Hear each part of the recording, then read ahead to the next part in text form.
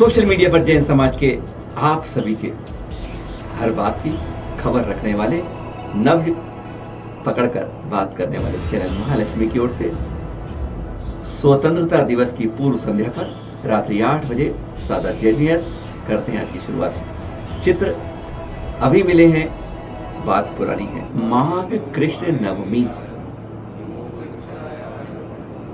प्रथम तीर्थंकर के मोक्ष के मात्र 5 दिन पहले की बात।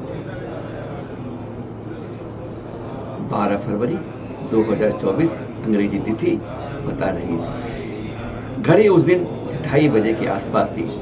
सूर्य भी उदय होने से पहले झांक रहा था इन दृश्य को देखने के लिए। ये नवीन चित्र भैया जी से मिले हैं।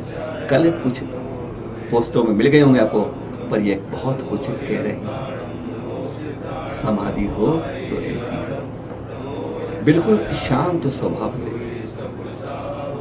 बहुत कुछ सीख दे रही है। चित्र आसान नहीं है इनको पढ़ना और पढ़ाना, सीखना और सिखाना। एकदम शांत चित्त है और शिष्यगण नमोकार मंत्र जप रहे हैं। ऐसा महामंत्र जो सब कुछ अपने अंदर समाहित कर लेता है। कोई और स्त्रोत वैराग्य भावना कुछ जरूरत नहीं है। मंत्र नवोकार सचमुच अपराजित महामंत्र है जो इस देह को विदेह तक पहुंचा देता है। देह यही रह जाती है, पर अंदर की जो देह होती है, जो देखी नहीं जाती, जो अजर रहती है, बस वही विदेह तक जाती है। आचार्य श्री, ये ज्यादा देर की नहीं है, मात्र 5-10 मिनट पहले के दृश्य हैं जो आप देख रहे हैं, आवाज सुन रहे हैं, नवकार जप रहे हैं और कोई आकुलता नहीं। एक शांत चिन्ह से गुरुवर सुनते जा रहे हैं। मन, मस्तिष्क, ध्यान, चिंतन सब कुछ एकाग्र होकर है। यह चित्र बार बार देखने को आतुर होते हैं। ये इसलिए दिखा रहे हैं आपको कि हमारी व्याकुलता कहाँ जाती है और कहाँ पर चिंतन मनन लगता है। अंतिम क्षणों में भी कुछ और नहीं, ना आदि व्याधि सब समाप्त हो जाती है। सबके खेल निराले दूर हो जाते हैं जब इस तरह से चिंतन मनन में हम समाधि की ओर पहुंच जाते हैं। ये दृश्य बहुत कुछ है। कितने शांत स्वभाव के अंदर रात लगभग 2:20-22 के दृश्य एक बार फिर वह दिन याद आ जाते हैं जब गुरु हमारे बीच में होके हमें संबोधित करते थे। ऐसे कैसे हमारे बीच से चले अचानक एकदम। बार बार नमन करते हुए आज पूरी तरह से गुरु के चरणों में समर्पित कि कभी हमारे जीवन में भी जब ऐसे क्षण आए तो हम भी आकुलता व्याकुलता छोड़ के मंत्र नवोकार को एक बार मन में निश्चल करके निर्मल भावों से एक बार मन में जप कर तो देखो। अरे अजैन जिससे कल्याण कर जाते हैं, आज जैन माला ही रटते रटते रटते बस यूं ही रह जाते हैं। अपने भावों को इतना निर्मल कीजिए, बता रहे हैं गुरुवर। जाते जाते भी बहुत बड़ा संदेश निशब्द होकर दे जाते हैं। गुरुवर के प्रति बारंबार नमन और इस हृदय में सदा विराजित रहे और उनके बताए हुए बात और उनके आचरण और इस तरह से उनकी चर्या हम सबको हमेशा हमेशा एकाग्र होकर चिंतन में आगे लेके हमें वहीं पहुंचा पाए कि हम गुरुवर आपके साथ बड़े थे, आपके पीछे चलते जाए। गुरुवर के शिष्य नियापक श्रमण श्री सुधा सागर जी मुनिराज, जी हाँ, सागर में हो रहा है चतुर्मास। पर कह रहे हैं आप, हम तो दिखा कुछ और रहे हैं, बता कुछ और रहे हैं, पर यह है एक लंबी कतार रात को कुछ ऐसे ही लगती है। जब बारिश होती है तो ठंड थोड़ी बढ़ जाती है। सबको देखना भी है। ऐसे ऐसे मलते जा रहे हैं, आगे बढ़ रहे हैं।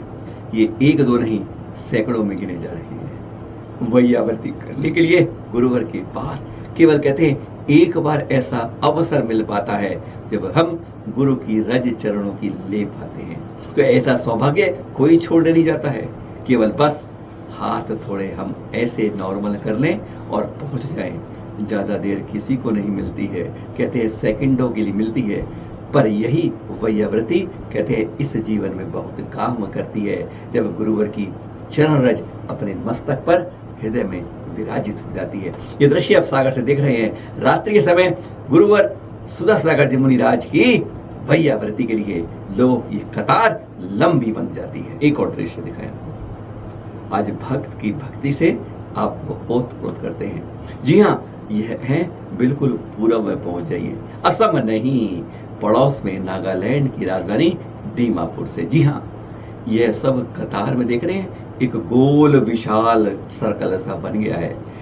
सबको कैमरे में आने की उत्सुकता तो है, पर पड़गा रहे हैं इस समय आचार्य प्रमुख सागर जी मुनिराज, जिन्होंने चतुर्मास करते करते गुवाहाटी, कलकत्ता यानी पूर्व में ऐसे बढ़ते जा रहे हैं, एक जन जागृति जैनत्व के प्रति कर रहे हैं। और वहां पर जब इस तरीके से पड़गान में लोग आ जाते हैं, अरे आपको दिल्ली जैसे, मुंबई जैसे शहरों में नहीं मिल पाते हैं। और ये दृश्य आप बुंदेलखंड के नहीं देख रहे हैं, दीमापुर के देख रहे हैं। जब ऐसी भक्ति पड़गान में दिखती है तो लगता है कि देश का पूर्वी कोना कितना जागृत है। और हमारे यहाँ जो आज के वर्तमान के शहर है, वहाँ इंसान सोता रहता है, अपनी भक्ति क्या भक्त कमबख्त बन जाता है। पर यहाँ आतुरता है, काश आज पड़गान हमारे द्वार पर हो जाए। दृश्य है दीमापुर नागालैंड से आचार्य श्री प्रमुख सागर जी के जहाँ हो रहा है चतुर्मास पड़गान के हैं दृश्य। ये दृश्य है नेमावर तीर्थ से आपके पास 2 दिन पहले के 12 अगस्त के